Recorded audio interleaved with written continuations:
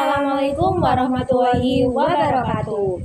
Perkenalkan, nama saya Dinda Listanti dengan NIM 252310101079 dan rekan saya Eka Mutiara Yunia Fajri dengan NIM 252310101081. Di sini kami akan membuat video pembelajaran untuk pemenuhan tugas lembar kerja praktikum mengenai istilah posisi dan arah gerakan anatomi. Video ini bertujuan untuk mempraktikkan posisi dan arah gerakan anatomi yang dilakukan secara berpasangan, sehingga dapat lebih mudah dipahami dan juga diaplikasikan. Sebelum kita mempraktikkan, saya akan menjelaskan terlebih dahulu apa itu anatomi. Anatomi adalah ilmu yang mempelajari bagian struktur tubuh manusia, serta hubungan antar bagian-bagiannya. Jadi dengan kita memahami anatomi, kita bisa mengetahui arah posisi dan arah gerakannya dengan benar. Hal ini sangat mendukung kita dalam bidang kesehatan, bidang olahraga, dan aktivitas sehari-hari. Selamat menyaksikan. Pada bagian pertama, saya akan menjelaskan tentang garis-garis dan bidang khayal.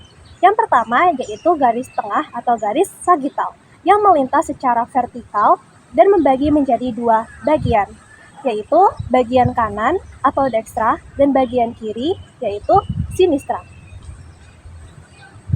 Selanjutnya adalah pembelahan horizontal, yang mana membagi tubuh menjadi dua bagian, superior bagian atas dan inferior bagian bawah.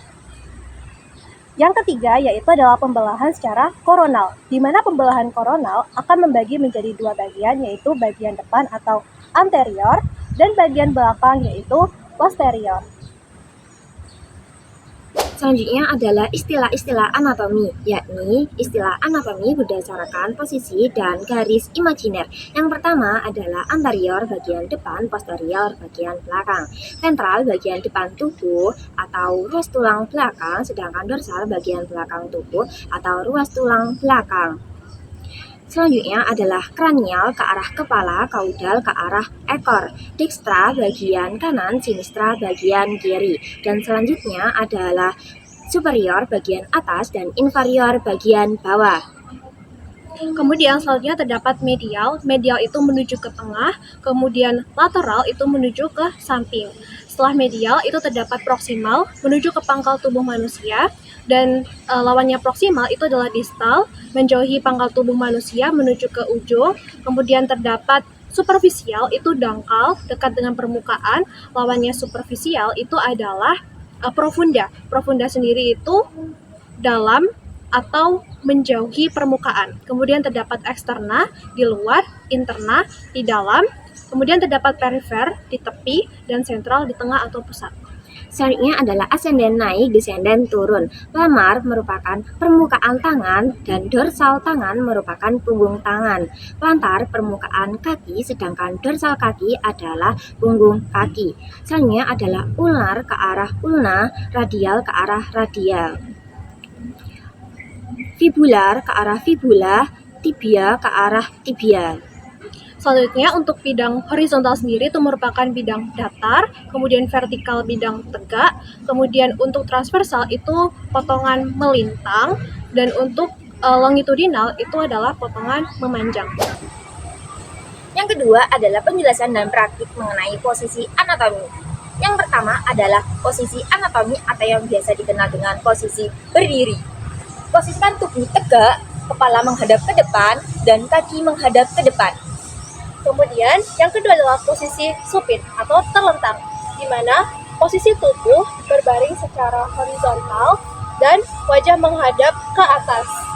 Selain supin, yang ketiga adalah posisi prone atau tengkurap, di mana posisi tubuh berbaring secara horizontal dan punggung menghadap ke atas. Yang terakhir adalah posisi litotomi, di mana tubuh terlentang, kemudian paha diangkat dan kaki diangkat dengan alat penyangga.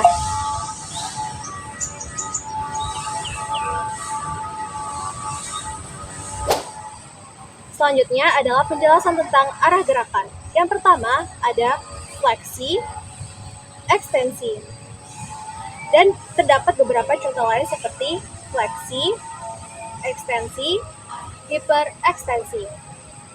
Yang kedua yaitu gerakan adduksi. Selanjutnya adalah rotasi dan circumduksio. Selanjutnya adalah elevasi, depresi. Kemudian gerakan selanjutnya adalah supinasi,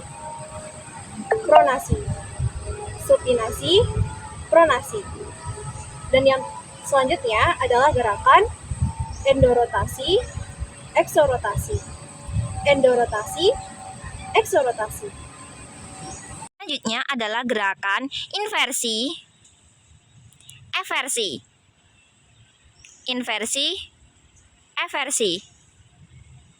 Selanjutnya adalah gerakan dorsiflexion, plantar flexion.